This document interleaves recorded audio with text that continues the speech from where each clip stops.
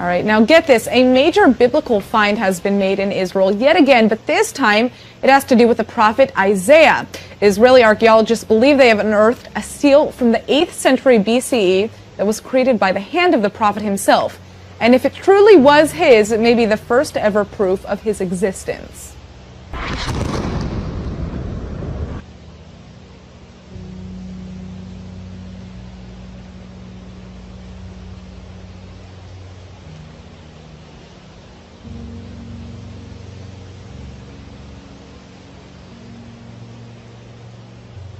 Fighters from the Sunni extremist group, the Islamic State, formerly known as ISIS, have blown up a well-known shrine in the northern Iraqi city of Mosul. Local officials say the jihadis have damaged 30 shrines in and around Mosul since they overran the territory. Last month, the militants proclaimed a caliphate spanning parts of Iraq and Syria. But they say they have now taken over a large Syrian army.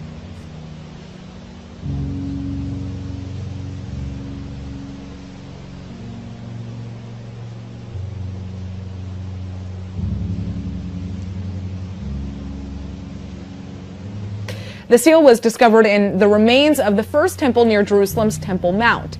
The minuscule artifact was found near the southern wall of the holy complex, and the clay impression is inscribed with letters and what appears to be a grazing doe, which apparently is a sign of blessing and protection that was typically found in Judah. The oval-shaped seal sadly isn't intact, but on its legible portion, there's an inscription with First Temple Hebrew letters that seem to spell out the name Le'eshayu, in other words, belonging to Isaiah. On just one line below, there is also the partial word Nebi, N-B-Y, which is believed to spell out prophet. Put two and two together, and we have the prophet Isaiah. Prophet Isaiah is perhaps the most well-known biblical prophet, and he's known to have been active around the late 8th century and early 7th century BCE. This seal was discovered only 10 feet away from where the same archaeological team discovered a completely intact seal with the inscription of King of Hezekiah of Judah back in 2015.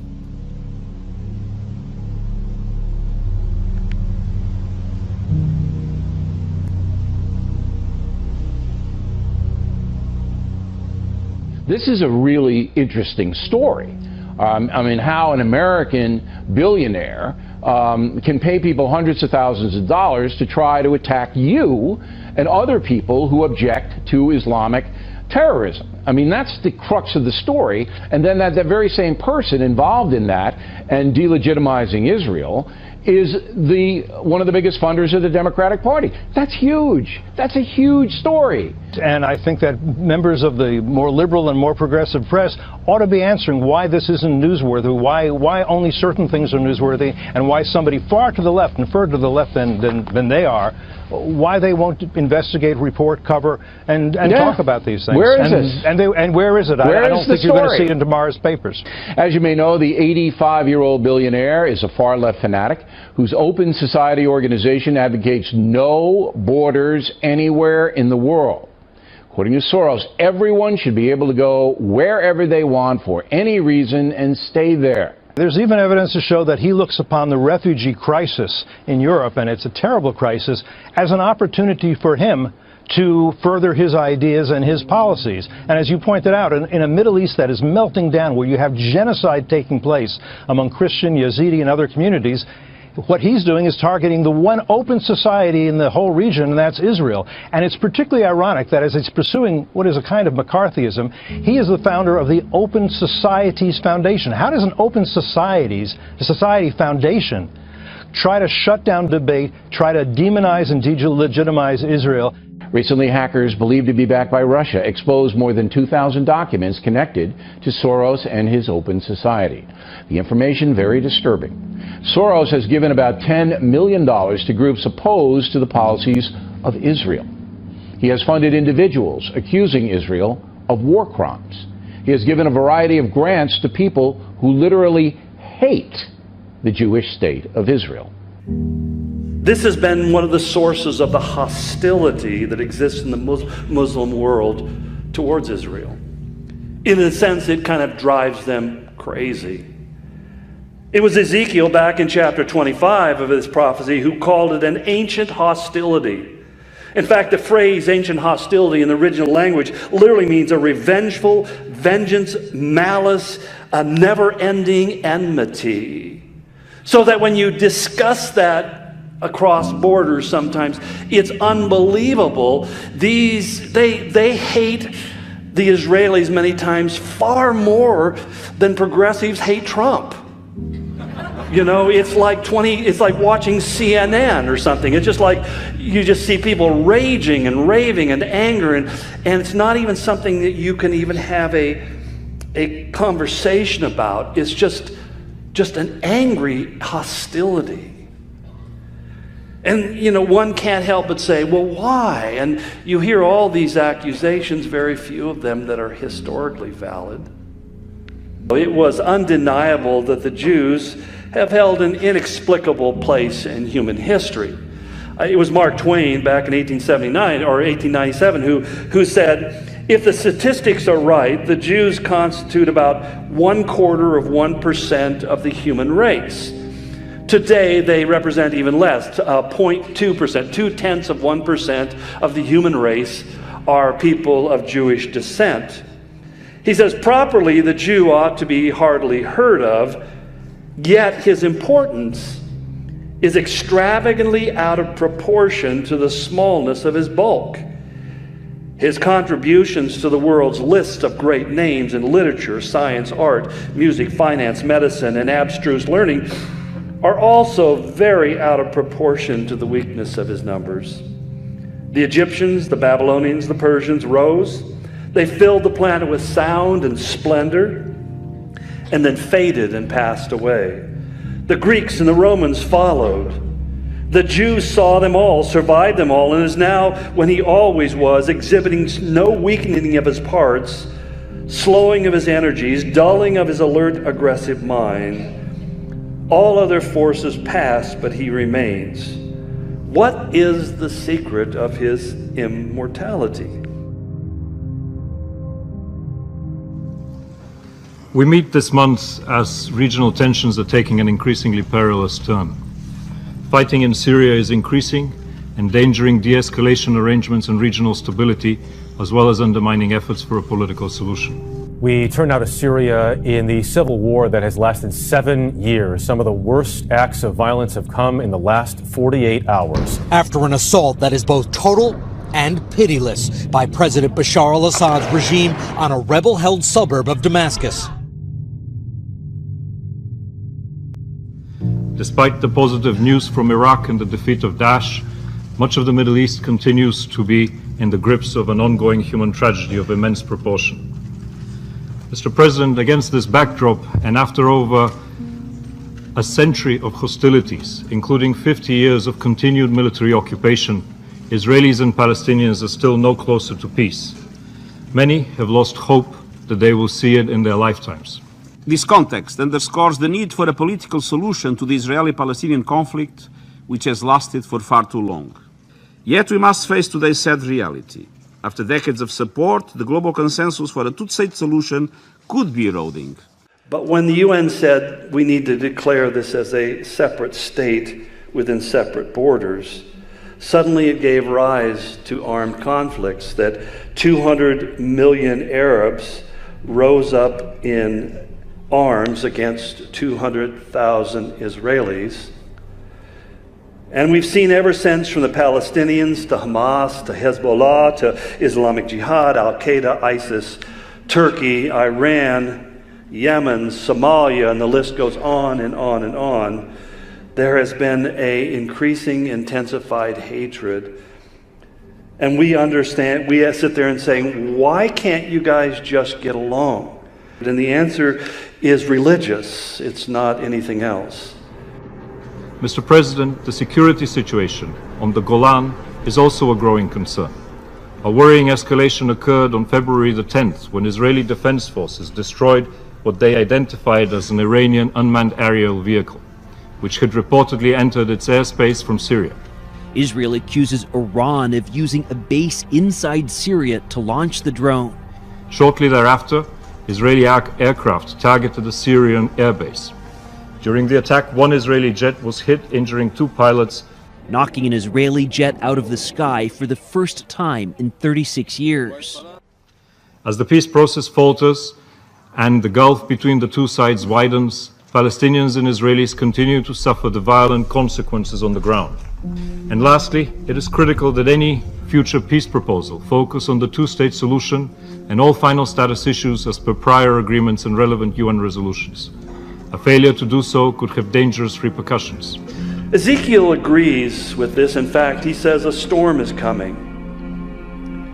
So that those of you who are hoping that somehow there will be peace in the Middle East, it's impossible. As one of my Israeli friends said to me, you know, when the socialists were running the Palestinian Authority, he said there was a hope of peace. But now that the religionists have taken over, the Islamists, he says there's absolutely no hope of peace, because now it has become a theological issue.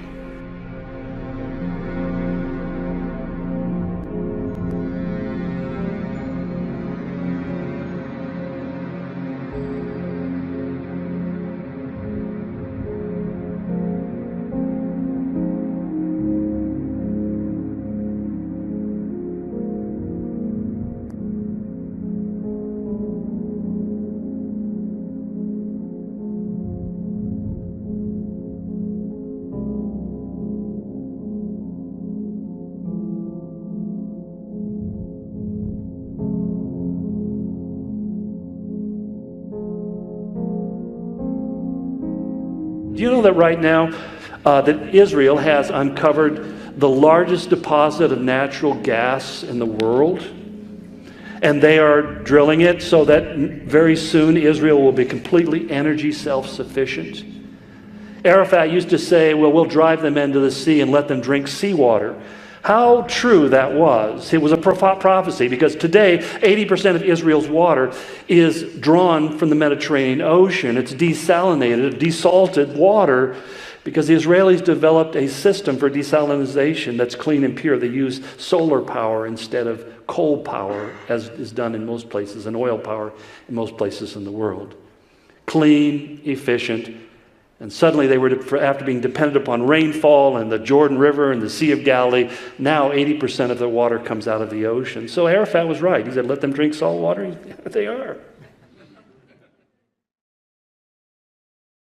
We've been reporting about a lot of tension on Israel's northern and southern fronts, but now we surprisingly have some good news about one of our neighboring countries. Israel's Delek Drilling and America's Noble Energy have just announced a historic $15 billion deal that will provide natural gas to Egypt. The two energy conglomerates are expected to supply around 64 billion cubic meters of natural gas to Egypt over the next 10 years. And as a result, Israel will now become one of Egypt's main natural gas providers. That's a big deal because Egypt is the Arab world's most populated country. The deal with Egypt follows a smaller one that Israel made with Jordan in 2016, which means Israel will now be providing natural gas to both of its Arab allies in the region.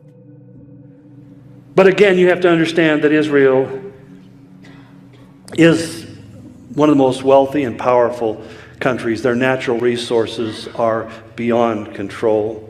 So that when you go into a restaurant in Europe and you're eating fine, beautiful spices and beautiful herbs, they're grown that day in Tel Aviv or in Israel and flown to Europe every day. Fresh tomatoes, oranges, and so forth. It's pretty amazing to see what they have actually. Even as Isaiah prophet said, the desert will bloom. When you drive through the desert today, you know what you see in Israel? Greenhouses. Greenhouses, and every day in the restaurant or the hotels you sit down to fresh fruits and vegetables that were picked that day and delivered to your table. And it just blossoms. Well, I could go on and on about that side of it. Israel has a population of less than 8 million, but it's one of the top performers on the Nasdaq Tech Stocks Index. It has the highest investment in R&D anywhere in the world, proportional to the size of its economy. This is linked to a strong military base and a young population. There are over 5,000 startups in Israel spread between Tel Aviv, Jerusalem, Beersheba and the north of the country.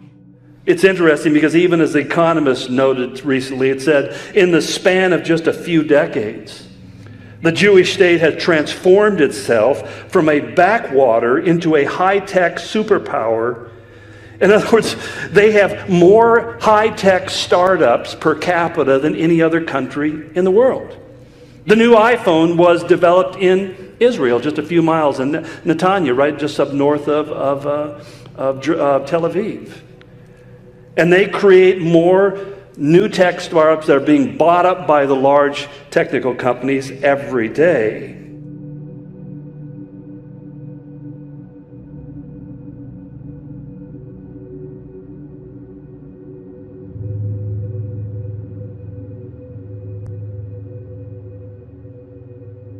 "20 Israeli startup companies are set to compete for the right to travel to Shenzhen, China for an international competition. From Silicon Valley to Silicon Wadi, Israel is a growing presence in the tech market, with tech representing 75% of the country's industrial production.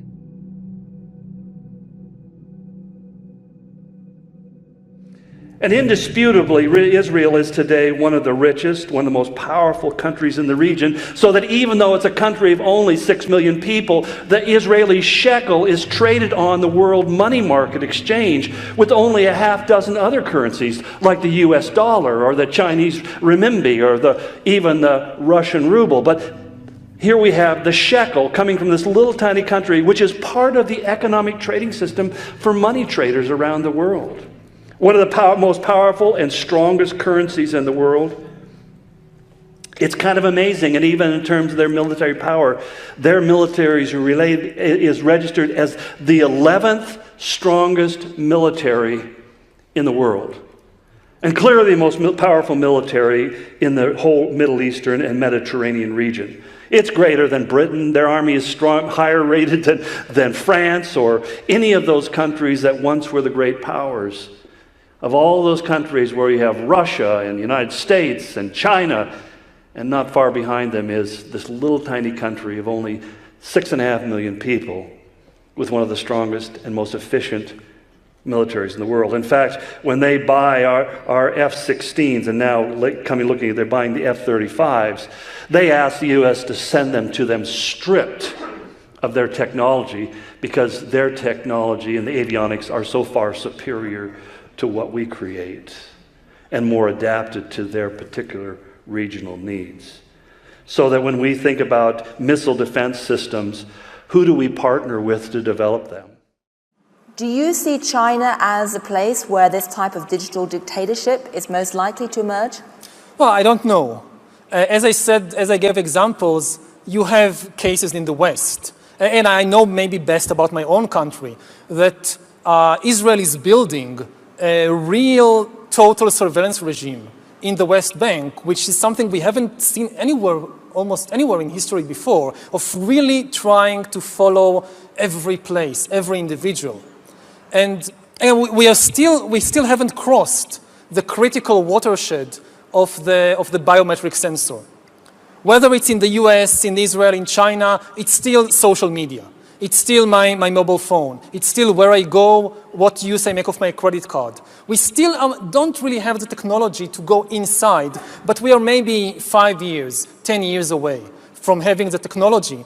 So maybe to give an extreme example, let's say you live in North Korea, and you have to wear this bracelet, which constantly monitors what is happening inside your body.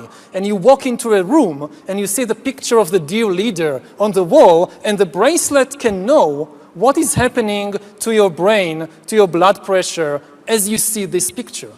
So this really, what is meant by a digital dictatorship.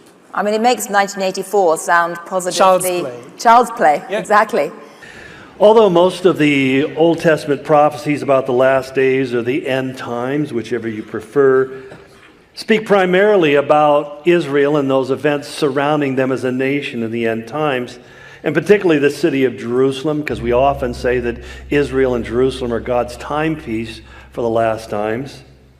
But the book of Daniel is noticeably different in that through a series of very picturesque visions, it views the future through both an international and what we would call a geopolitical lens. It talks about the interface and the interaction of kings and kingdoms and great geographical stress of the earth.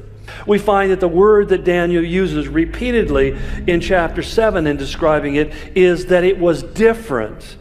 In verse 19 of chapter 7, he says, it was different from all others, exceedingly dreadful, its teeth of iron and nails of bronze, which devour and broke in pieces and trampled the residue with its feet. Then further on, in verse 23, he says, it will be different from all other kingdoms, and will devour the whole earth, trampling it down and crushing it. And yet we find that because of this fourth kingdom, which really comes out of Rome but is really different from Rome, it's led to all sorts of speculative ideas as to who this really is. Attempts to identify this final terrible kingdom that will rule not just a region, but will rule over the entire world and do it with such ferocity and such force. Now, how exactly will the future masters of the planet look like? This will be decided by the people who own the data. Those who control the data control the future not just of humanity, but the future of life itself. Because today, data is the most important asset in the world. In ancient times, land was the most important asset. And if too much land became concentrated in too few hands, humanity split into aristocrats and commoners. Then in the modern age, in the last 2 centuries, machinery replaced land as the most important asset. And if too many of the machines became concentrated in too few hands, humanity split into classes, into capitalists and proletariats. Now data is replacing machinery as the most important asset. So who should own the data? I frankly don't know. I think the discussion has just begun. Most people, when they hear the talk about regulating data, they think about privacy, about shopping, about companies, corporations that know where I go and what I buy. But this is just the tip of the iceberg. There are much more important things at stake. And the question is, what kind of form will this take? Because, again, think about how Daniel described this last world empire. That first of all, he said it would be global in its authority. He was given authority over every tribe, every people, every language, every nation. It's a universal authority, a global authority. But secondly, again, he said that he would be different from all other kingdoms. In other words, we can't look at a prototype from history and say, well, it's this kind of system or it's that kind of system. What he is going to formulate is a kind of governmental system that has never been seen on the earth before. Until today, nobody had the necessary computing power and the necessary data to hack humanity. Even if the Soviet KGB or the Spanish Inquisition followed you around everywhere, 24 hours a day, watching everything you do, listening to everything you say, still, they didn't have the computing power and the biological knowledge necessary to make sense of what was happening inside your body and brain and to understand how you feel and what you think and what you want. But this is now changing because of 2 simultaneous revolutions. On the one hand, advances in computer science, and especially the rise of machine learning and AI, are giving us the necessary computing power. And at the same time, advances in biology. But control of data might enable human elites to do something even more radical than just build digital dictatorships. By hacking organisms, elites may gain the power to re-engineer the future of life itself. Because once you can hack something, you can usually also engineer it. And if indeed we succeed in hacking and engineering life, this will be not just the greatest revolution in the history of humanity. This will be the greatest revolution in biology since the very beginning of life 4 billion years ago. For 4 billion years, nothing fundamental changed in the basic rules of the game of life.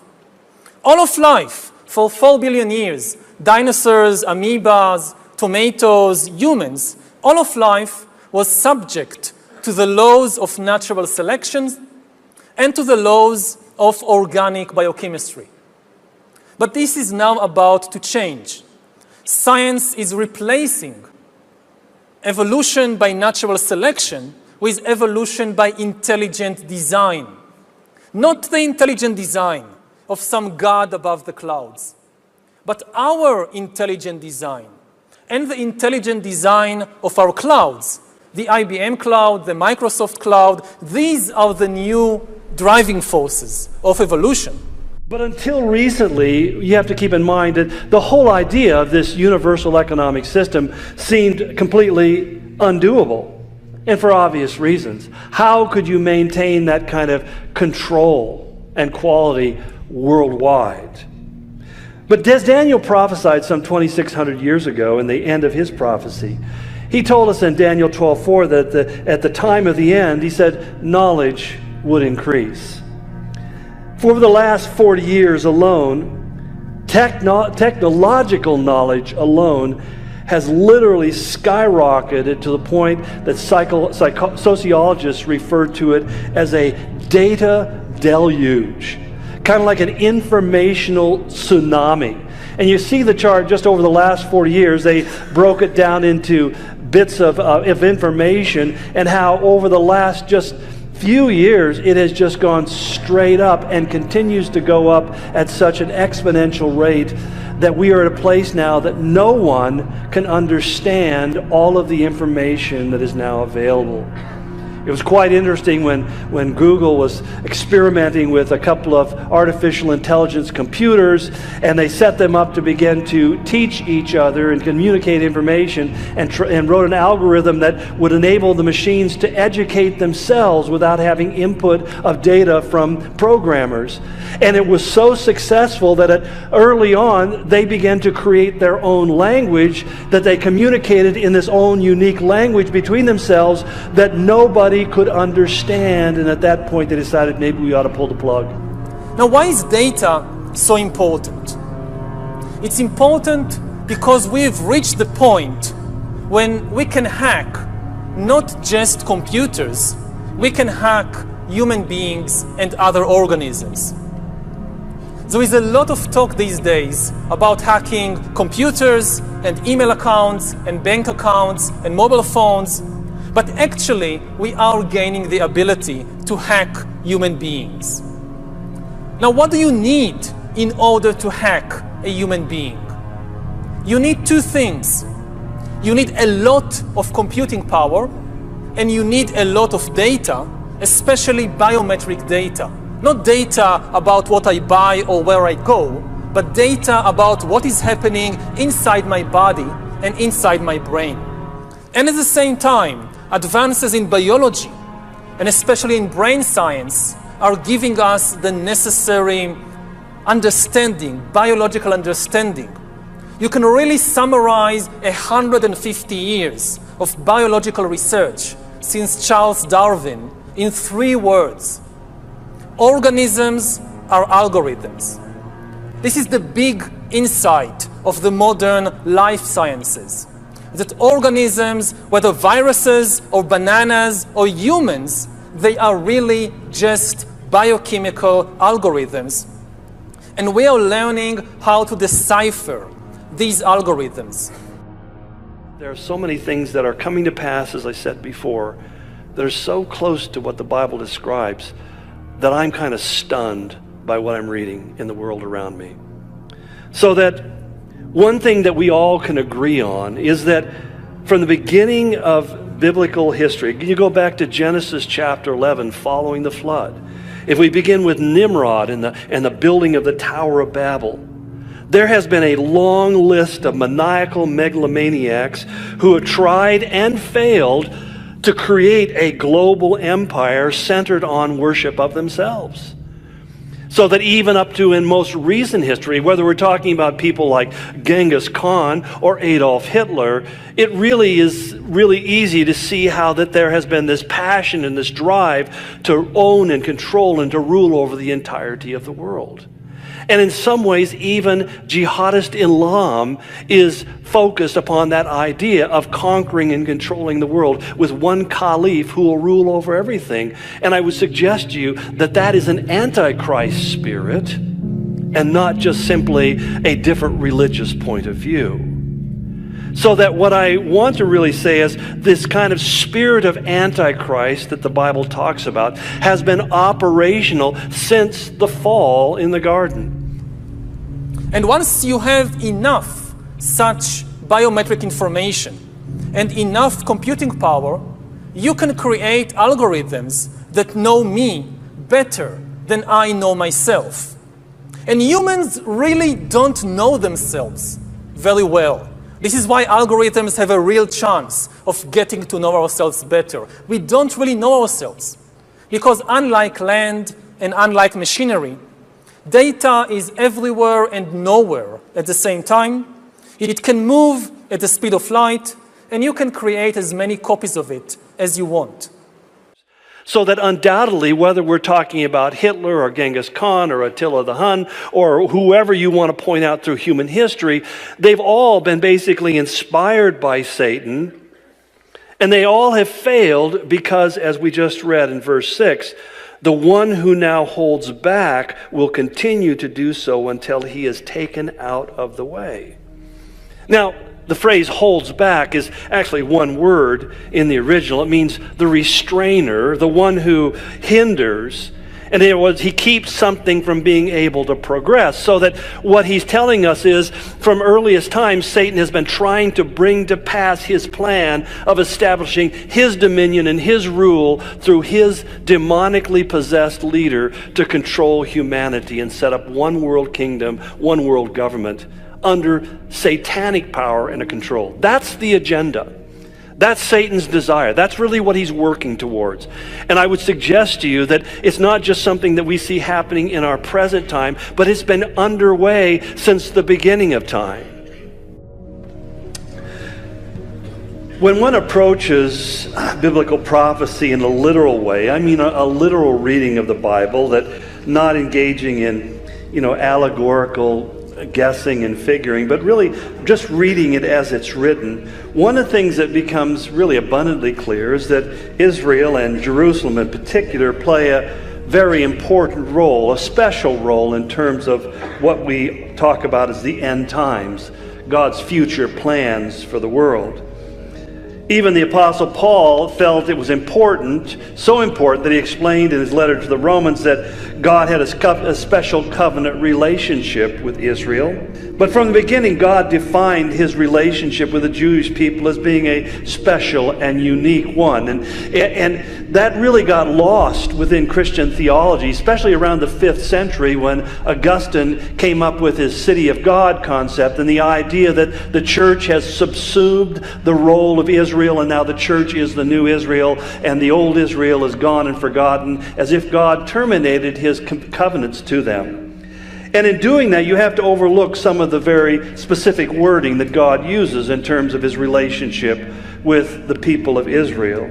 He says, for example, in chapter 26 of Deuteronomy, he says, the Lord has declared this day that you are his people, his treasured possession, his allotted inheritance. You are the apple of his eye. To Abraham, he further goes on to say that this commitment is an unconditional, everlasting covenant relationship in which he promises both to bless them in material ways and population. From a historical perspective, Israel is an anomaly. We might call them an outlier. They have no comparison. There's no other group who, after being dispersed, ever came back and re-inhabited the lands of their forefathers. This never happened. We can't find any place in history where anybody has ever done this. A land which Ezekiel even once said has been long desolate. And why, when Israel miraculously became a nation again in 1948. In fact, it's interesting how Isaiah makes this statement, Isaiah 66:8. He says, "Can a country be born in a day, or a nation be brought forth in a moment? Yet no sooner is Zion in labor that she gives birth to her children." And so one of the things that we see happened is chronicled by the next slide. Is on May 14th, 1948, the United Nations in one day declared that Israel now was a nation. An almost unanimous vote, except for the Arab countries at the time, declaring that Israel should be a state and have a place to live within the Promised Land. And then we find at the result of the Six-Day War, after that Jerusalem was retaken by the Israelites in June of 1967. And that's when a lot of prophecy students began to take very, very close attention. Because you see, for years, as I said, people took an allegorical view, because they said basically the Jewish people are destroyed and dispersed.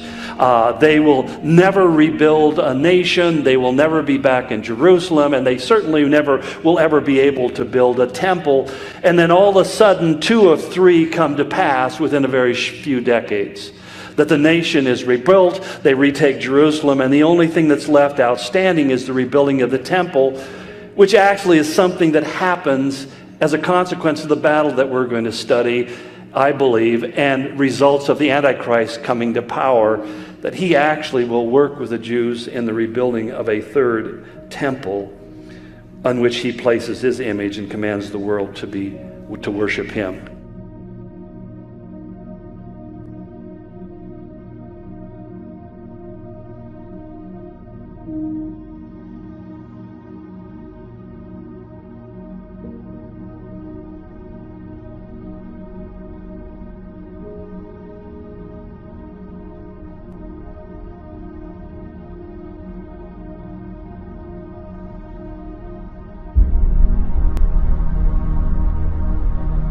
And this opens up the door for the Antichrist. In fact, Daniel tells us, and I think it happens as a consequence of this, that the Antichrist will suddenly confirm a covenant with Israel for 7 years. The 7 years of the tribulation. In other words, he'll basically agree with them for the rebuilding of the temple. And there's debates about where the temple will be built. But essentially, as this fictional portrait illustrates, the idea that where the Dome of Rock once stood will be erected a temple for the worship of the God of Israel, that Israel will have this spiritual revival, that their God is real, he's alive. But then he adds, he says, in the middle of the 7, that means at the 3.5-year point, he will put an end to sacrifice and offering. In other words, stop the service of the temple. And on the wings of the temple, he will set up an abomination that causes desolation until the end that is decreed is poured out on him. Jesus in Matthew 24, and later on in the book of Revelation, we're told exactly what happens. Paul describes it. He says it again in chapter 2 of Thessalonians. The man of lawlessness, when he is revealed, he will oppose and exalt himself over everything that is called God or is worshipped, so that he sets himself up in God's temple, proclaiming himself to be God. Proclaiming himself to be God. It's interesting to me. I mean, maybe it's sheer coincidence, but one of the things that God said to Abraham back in Genesis chapter 12 is, and it's kind of a warning, a promise and a warning to the rest of the world. He said, I will bless those who bless you.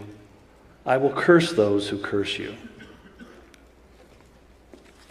Let me go out on a very thin, scary political limb here. And I'm not saying this in terms of an endorsement of our current president, but just something occurred to me, and you can take it for what it's worth.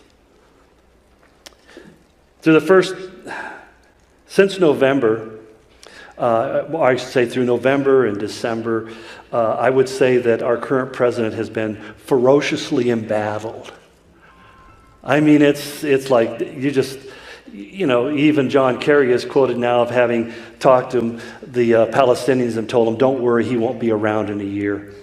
And there's a lot of that conversation. He's going to be impeached and, you know, so forth and so on. That Maxine Water only has one phrase, and that's impeach, impeach, impeach, impeach. So, you know, most of us, if you've paid any attention to the news, you thought, and I thought to myself, how long did this guy endure this? Everything he wanted, he tried to replace and repeal Obamacare. You know, Republicans all, you know, I mean, the whole thing is you just think the toilet needs flushing, you know. I mean, I don't know what. It's just, you just look at the whole thing and go, this is such crazy and chaos, and this is going to be, the government's going to be deadlocked, and nothing's going to get accomplished, and we're not going to move forward. And then all of a sudden, he does something that nobody saw coming. He comes out and says, we're recognizing Jerusalem as the capital of Israel, and we're going to begin the process of building our embassy in Jerusalem. Wow. And I went back and I said, what was the date of that? And I began to look at what has happened since then. Suddenly the tax bill goes through. Suddenly we find that all sorts of information about what's going on in the dark state is just percolating the surface, and we're realizing that it looks very likely, like many of our law enforcement agencies, at least the leadership, is corrupt. We began to find out that now they're beginning to run for cover as they're being exposed.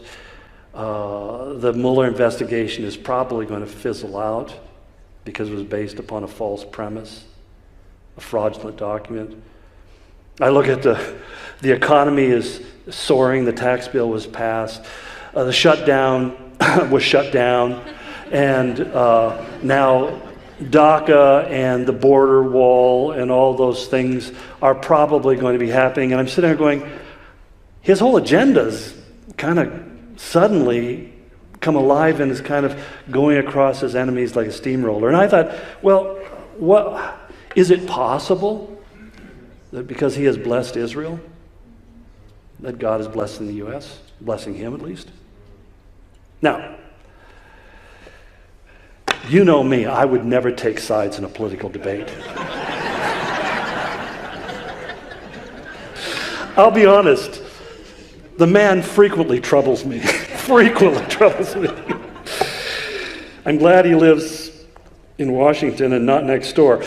But I just find it interesting. Cyrus, who liberated Israel, or the Jews, from captivity, was not a nice guy. But God names him in Isaiah and says, I will use you. And God will use anybody, I believe, who will bless the church, who will bless Israel. God says, if they bless you, I'll bless them. So I don't think it's necessarily a magical formula. I don't think that suddenly he's become a nice guy. I mean, I really don't even want to pass judgment on him because I don't know who he is. And I may try to borrow some money from him someday. But the point is, it's just an interesting point. Just a thought.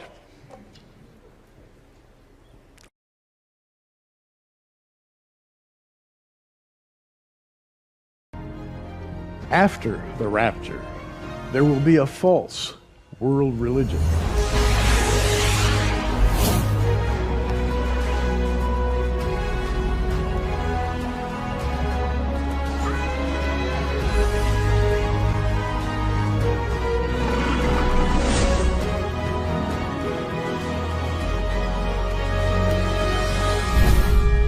And here to talk about that false world religion is author and lecturer Bill Salas. Bill, welcome back to Prophecy Watchers. Gary, it's great to be here. We're going to take your viewers to Revelation chapter 17 today, and we're going to look at what is commonly called the harlot world religion. And I'm reading Revelation 17, 1 and 2, and there came one of 7 angels, which had the 7 vials, and talked with me, saying unto me, Come hither, I will show thee the judgment of the great whore that sitteth upon many waters, with whom the kings of the earth have committed fornication, and the inhabitants of the earth have been made drunk with the wine of her fornication. Not a very pretty picture, Bill. No, it's not. And we're talking about, we find out later in the book of Revelation chapter 17 that the many waters is peoples, tongues, tribes, and nations. It's a world embrace. It's a world religion. Global. Is where we get that. And it uses the word fornication twice in those verses. And we're talking about idolatry. So she's pandering to the political leaders. The kings of the earth are drunk with the wine of her fornication, and so are the inhabitants of the earth, the opiate of the masses, if you will, a religious system. We'll talk about the timing of that system, which is real important in a minute. But let's be clear that when we talk about the fornication, we're talking about idolatry. Matter of fact, the specific type of idolatry, the Helps Word Study says this regarding that word, fornication.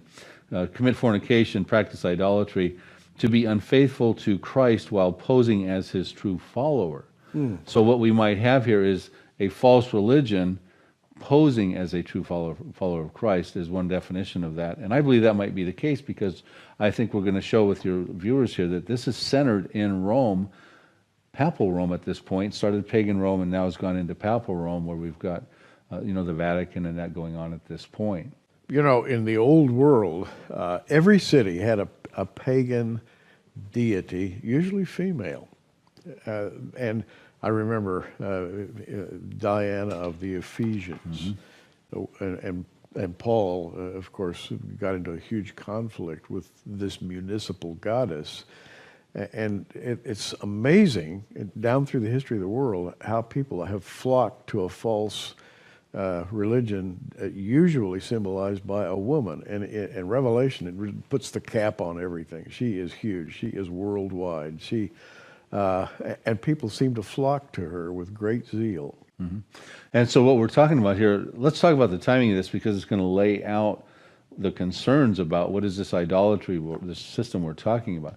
You know, Gary, we're not talking about something that could happen right now at this present time as we record this show. We're talking about something happens when Satan is no longer restrained from putting forward his signs and lying wonders in 2 Thessalonians. Yeah, that's a good 2. point. I want to make sure that you understand. We're talking about events following the rapture of the church. The lid is off. There are no rules.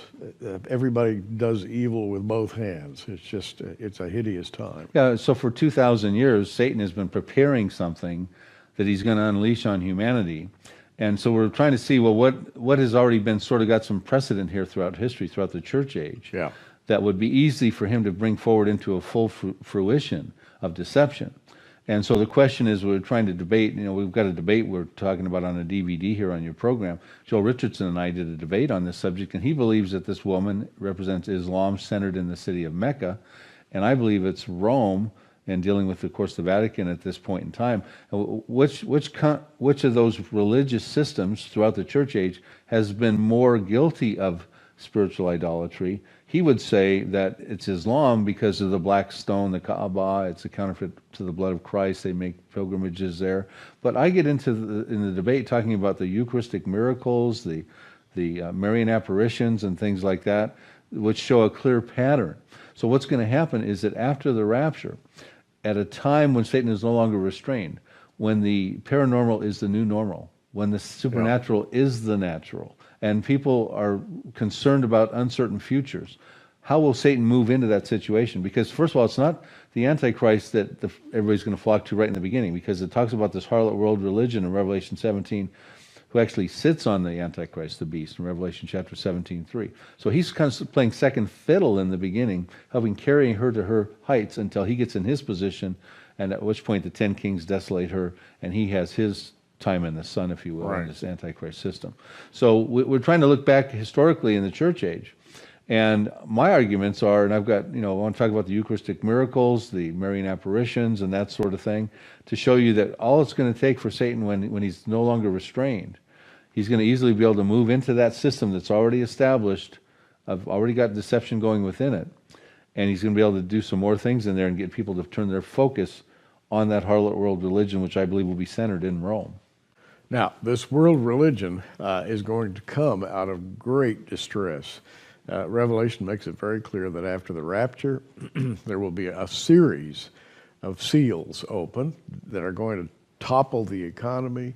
They're going to herald war and famine and death, and something has to be done to reestablish order at that point. And On a previous program, Bill and I have talked about the 10 kings who will assemble and attempt to reestablish the economy and so forth, but it's not just economic, Bill.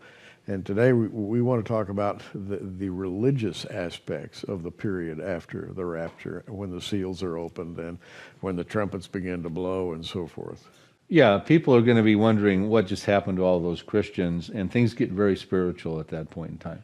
People will be looking for a spiritual answer. That's right. And looking in all the wrong places. Yeah, they will, and there'll be answers out there for them. And they're no longer really going to be questioning if there is a God. They're just going to need to know which one they need to serve at that point. And so the harlot world religion will have a counterfeit answer for them. But the supernatural deception is the issue. So, for instance, is it that black stone of Islam, which, certainly that is pagan, or is it a whole history that goes out throughout the church age of Eucharistic miracles? So, for instance, I'm going to read a few quotes if it's okay. Normally on your show we don't do a lot of quotes, but I'm going to read a few just because it hammers home the point. On the back of a book called Eucharistic Miracles by Joan Carroll Cruz, I'm going to quote, "On numerous occasions in the history of the church, God has seen fit to offer miraculous visible proof of the Catholic teaching that at sacred words of consecration of the Mass, the bread, wine, and the altar are truly changed into the body and blood of Jesus Christ." So they believe in Christ comes and inhabits his presence, physical presence, the elements of the Mass. And Joan Cruz puts in her Eucharistic Miracles back cover, she tells of hosts which have turned the visible flesh into the blood, hosts that have levitated, hosts that have manifested into mysterious lights, and consecrated wine which has turned into visible blood. These are supernatural phenomena that you can find historical evidence of. So this is supernatural deception, in my estimation, already established, and it was such a big deal back at the time of the Reformation that I tell this to many people, and they go, you can't tell me this is really what happened. But here's a quote from J.C. Riles, who was between 1816 and 1900 dealing with the Eucharistic death penalty. It says, the principal reason, he was the first Anglican bishop of Liverpool, and he writes in one of his books, the principal reason why our reformers were burned was because they refused one of the peculiar doctrines of the Romish Church.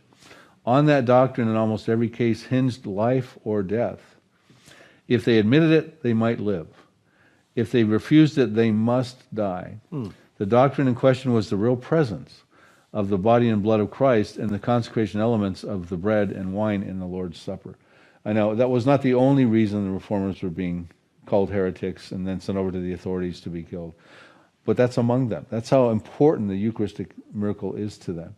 So they believe that every Mass you've got to take on every Sunday, and the priests, and only the priests, the cardinals, the bishops, and the Pope, are anointed to be able to consecrate those elements and call Christ to come from the right-hand side of the throne of God and physically inhabit that. And there's been miracles that have happened as a result of that. Now, is that of God, or is that supernatural deception? Now, this is predicated on Rome.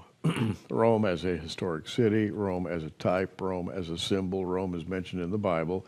And the prophecies predicated on Rome are the subject of great debate. Bill has had a debate with Joel Richardson. By the way, we have that debate, which is, I think, a very significant debate. The identity of Mystery Babylon, Mecca or Rome. Bill makes the case in his debate that Rome fulfills a great many archetypes, which when placed back to back to back, make the case for Rome as that great city. Right, and in I think it's 2 Peter chapter 1, verses 20 and 21.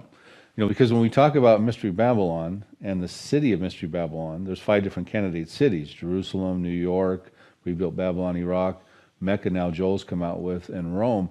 But 2 Peter tells us that no prophecy is subject to private interpretation. That's why this debate was very timely and very important. It's one of a kind. No one has ever debated Mecca as the harlot world religion.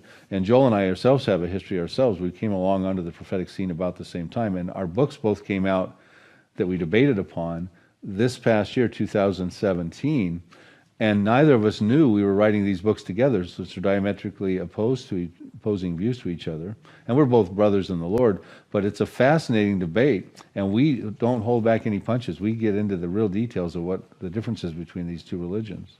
You know, the idea of Mary and the immaculate conception that has come to be part of Romanism is fascinating, and we're going to move into this subject a little bit. With all due respect, we are going to move into the idea associated with the woman and her place in Bible prophecy. And I wanted to read in Luke chapter 1. And in verse 44, we have this, "For lo, as soon as the voice of thy salutation sounded in mine ears, the babe leaped in my womb for joy, and blessed is she that believed, for there shall be a performance of those things which were told her from the Lord. And Mary said, My soul doth magnify the Lord, and my spirit hath rejoiced for God my Savior." And here, Bill, and you can go into as much detail as you like, Mary acknowledges God as her Savior. Right, and we all adore Mary, the mother of Jesus. The question is, this Mary that the Catholic Church has idolized, is it the same Mary? See, they believe, because they have Marian apparitions that show up throughout the church age in various places. Mm-hmm. Fatima in 1917, Zaytun in 1968 to 1970, plus some way back when in Guadalupe and Lourdes, France, etc. I mean, they go back throughout the centuries, not just recently, but the ones that are recent are very important and telling. And quotes have come out from this apparition that says there are more to follow. And I'll share a quote or two of those with you, because again, the theme is, what is the supernatural deception that's in place that Satan can easily step into and employ for his supernatural deception to get the world to follow this false religion? Remember, it sits on many waters. It's a worldwide religion. So that's the theme. But the scenario with the Catholic Church believes in Mary is that she did have an immaculate heart. In other words, she was sinless. Not only sinless because she was the mother of Jesus, but she was born sinless.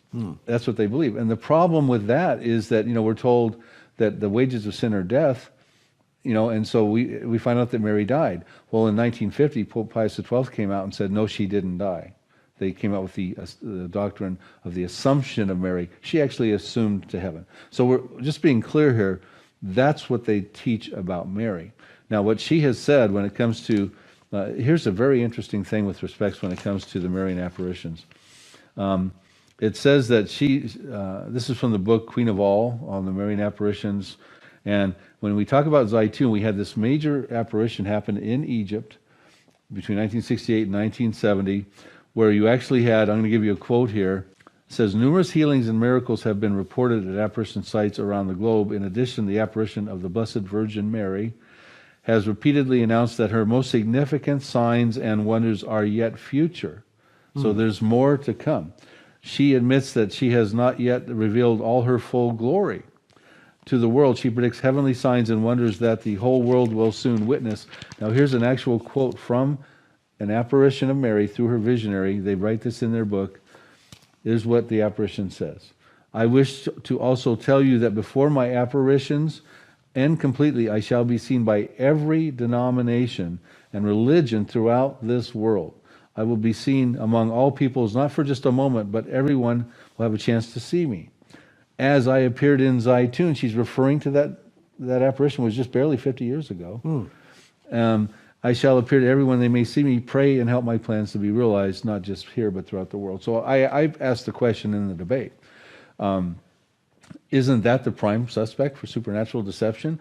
More to come. I mean, one Mary apparition, and the head's going to turn towards where she points. And where she points is she wants to consecrate the world to her Immaculate Heart, meaning set the world apart for a sacred cause and point them toward the Vatican. And so I'm suggesting that the supernatural deception is already in place, and it's going to come again on that level after the rapture. Not right now, but after the rapture. Can we still see Eucharistic miracles between now and then? Can we still see Mary apparitions between now and then? Absolutely. But I'm saying, when we get to that point in time, I believe this is a candidate for the idolatry that can come forward, more so than Islam, which is the nature again of that debate. When the rapture comes, and the rapture is a great mystery, people will go in the rapture And I think we'll be surprised at who does go in the rapture. There'll be a lot of people in various denominational churches, maybe 1, 2, 3 out of some of those denominational pews that'll go in the rapture, and they didn't even study about the rapture. The godly people, they were never taught the rapture from the pulpit, and yet they're going to go because they were faithful followers of the Lord Jesus Christ. Well, isn't that the special thing, Gary? I agree with you, and I'm sure there'll be many Catholics that are raptured. Exactly, that was the Protestants point. of the like, etc. And of course, we're not trying to bash the Catholics. We're just trying to talk about this coming world religion and are there connections here? And we're trying to tread delicately here because we understand where we are. The ground upon which we walk is delicate. After the rapture, that ground is going to change completely. The world will not have the restraining power of the Holy Spirit, and anything will be possible. That is, dark forces will move in. They can pose as almost anything they want to pose as. And I think it's important that you brought that up too. We're going to deviate a little bit from this harlot scenario. And you know what Gary said is really important, is that the determination of who gets raptured is not based on all their different theologies and whether they believe in a pre-trib or a post-trib rapture, or whether they believe in Israel's relevant or the replacement theology or whatever. It's that they have confessed with their lips that the Lord Jesus Christ is their Lord, believe in their heart that He is raised from the dead. They truly have committed their lives to Jesus Christ. He knows who they are. Amen. He knows what pews they're sitting in. And those are the ones that are going to be taken out. Right. So we're again talking about the period following the rapture, and one of the most amazing deceptions, maybe the most amazing deception in the history of the world. Yes, absolutely. And the other interesting thing that we got into on the debate was the timing of Ezekiel 38. You know, I know many of your viewers are very familiar with Ezekiel 38. I and many other people, for various reasons, suggest that it's possible that Ezekiel 38 will happen before the tribulation period even starts. One of the reasons of this is that they're burning the weapons, we're told in Ezekiel 39, after the invasion, for 7 years, you know, converting the fuel, burning the weapons. And the argument would be, well, that could happen at least 3.5 years before the tribulation. They could burn an additional 3.5 years in the first half of the tribulation, when they believe the Jews are living in a pseudo-peace by that false covenant that the Antichrist confirms. But the second half, even Christ warns them when they see the abomination of desolation, they need to flee out of the area. So the odds are they're not going to stop to burn some weapons. They might pick up a few to use them for their self-defense, but they probably won't be burning them. That's one of the arguments. Now, for Joel Richardson's argument to hold any water, he's got to make the timing of Ezekiel 38 happen in the Armageddon campaign, which is what he does. He believes Gog is the Antichrist. He believes that the invaders, the Magog invaders, are the 10 kings, and they're all Islamic, which is an interesting area for debate right there in itself. Sure. And that what happens is that the Magog invasion commences in the first half of the tribulation, and then what happens is the Antichrist goes in and sets up his throne when it says in the middle of the tribulation. Christ warns about this in Matthew 24 when you see the Antichrist go into the temple and do the abominable act spoken by Daniel. You know, we all say that happens around the middle of the tribulation. He says the Antichrist goes in and sets up his throne there. But what happens in Ezekiel 38 and 39 in the scenario is basically we start hearing all these things about, well, you know, God gets furious, and in that day, He has a great earthquake. In that day, He has fire, hail, and brimstone coming down, and He destroys the invaders. So that the $50 million question I posed to Joel is, well, what does in that day mean? I believe in that day means the day the invasion happens, God responds to that. But Joel's got this thing going on throughout the whole second half of the tribulation, where they're allowed to go in and rifle the houses in Zechariah 14 and rape the women, and the Antichrist has got his throne set up, and God doesn't deal with it till the end of the tribulation. And I say, well, look, you know, you think Israel's going to allow that? They've got nuclear weapons. There's been no Middle East war in Israel that's lasted more than, you know, a few months. I mean, the Six-Day War of June 1967. You think this is going to be prolonged for 3.5 years? What if it's not?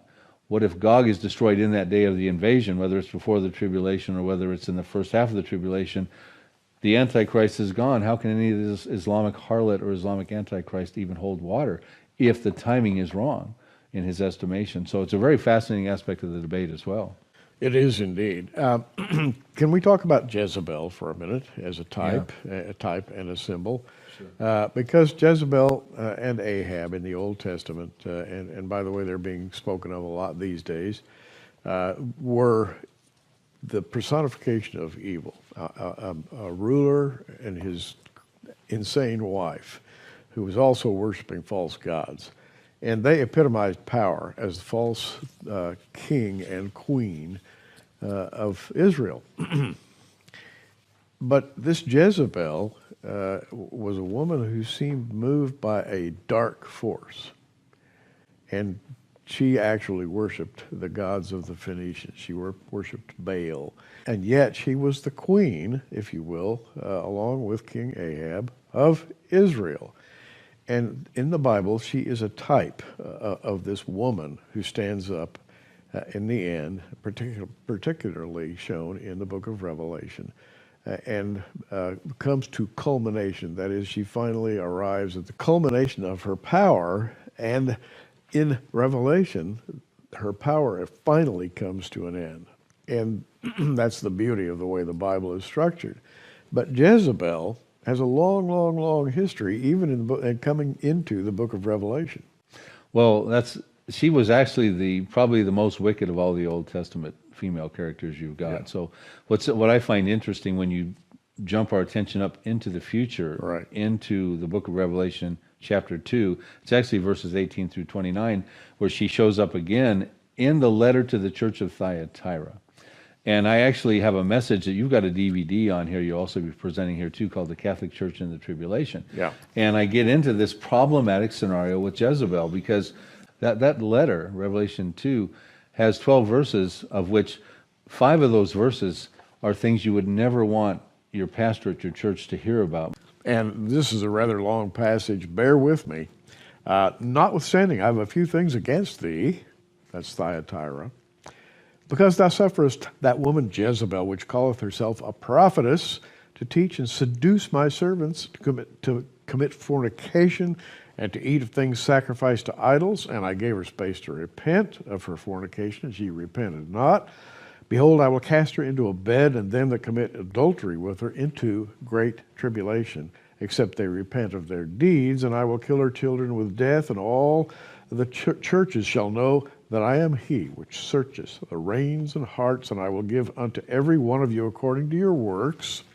And here's the final verse, but unto you I say, and to the rest in Thyatira, as many as have not this doctrine, and which have not known the depths of Satan, as they speak, I will put upon you no other burden. Now, let's pull that together. Well, and I know it was a little lengthy for your show, but I wanted you to read all that because there are some very important buzzwords in there. It's talking about Jezebel, one. Great tribulation you mentioned in there as well. The Greek words are megasolipsis. It shows up 4 times in the New Testament, and 3 of those times refer to the actual that tribulation period. We would say maybe that second half of the worst time of the tribulation, the second 3.5 years. And it talks about killing their children with death. Yeah. And the scenario is not just little children, you know, like when you talk about the children of Israel, you know, that would be the Israelites per se. We're talking about whoever is members of this church of Thyatira in the tribulation being killed with death. So we have to ask ourselves, well, how's that going to happen? And of course, the DVD that you're going to offer teaching the Catholic Church in the tribulation covers that things with PowerPoint slides, but also this comes from the depths of Satan. Again, these are 5 verses you would not want any church to hear about. What does that mean, and who is Thyatira represent prophetically? And I make the argument that through the prophetic application of the 7 letters to the 7 churches, it does move us into that period in the Middle Ages of the Catholic Church, Gary. Now, what we're talking about here is the most horrific period, I think, in the history of the planet since the Great Flood, when everything comes apart and evil rises to its fullness. And the fascinating thing about that, Bill, is that you've come along at a time in history, I think, just before all this breaks loose, and you're essentially providing a warning for those who may not understand what's about to happen. When the rapture happens, my friends, when the rapture happens, this world will change absolutely. Every aspect of it will change. And all of the things you're talking about will quickly come to pass. Yeah, and of course, we're hoping that every one of you are watching us right now will not be left behind. And if you don't have that relationship with Jesus Christ, you need to develop that, make that relationship, that commitment right now. Absolutely. But we're also talking and appealing to the ones you love, know and love, who are in your sphere of influence, your family, your wife, perhaps your spouse, your children. You don't want them to go through what we're talking about here. They will be facing off with supernatural deception in two formats, the harlot world religion, and then ultimately the Antichrist will follow on the heels. We haven't had time to discuss everything that we need to about this subject, but we have here a DVD that you can sit and watch at your leisure, The Identity of Mystery Babylon, Mecca or Rome. It's a historic debate between Joel Richardson and Bill Salus, and I think you're going to see some amazing truths emerge from this debate. Also, as we do, we put things together in packages, and we offer these on our online bookstore. Go to prophecywatchers.com, click the online bookstore, scroll down to Bill Salus's name, and of course you will find The Identity of Mystery Babylon, yours for a gift of $25, but you'll also find these items. Bill Salus talking about the Catholic Church in the Tribulation period. We have Bill Salus's DVD, Apocalypse Road, and his book, Apocalypse Road. These three items make a terrific package, along with The Identity of Mystery Babylon. And we're putting all these together and calling it the Mystery Babylon Debate Package. Yours for a gift of $50, free shipping in the U.S. Call the 800 number on your screen, or go to our online bookstore, prophecywatchers.com, and you'll see these offers. But I particularly want to alert you to this debate between Joel Richardson and Bill Salus. I think you'll really get a lot out of that. Bill, I wish we had more time to talk. Time flies. Absolutely, and I agree. The debate is not only well-researched, but it's very educational too. We get into different things also about the chronology of the book of Revelation and things like that. So really, viewers, you're going to want to get your hands on this debate. It's very important and timely. Bill, thanks for coming by. We appreciate you. I'm Gary Stearman. Hey, you keep watching. We are. Thanks for joining us on Prophecy Watchers. You can find us on the web at prophecywatchers.com, where you can sign up for our free email newsletter. In the meantime, keep watching, everybody.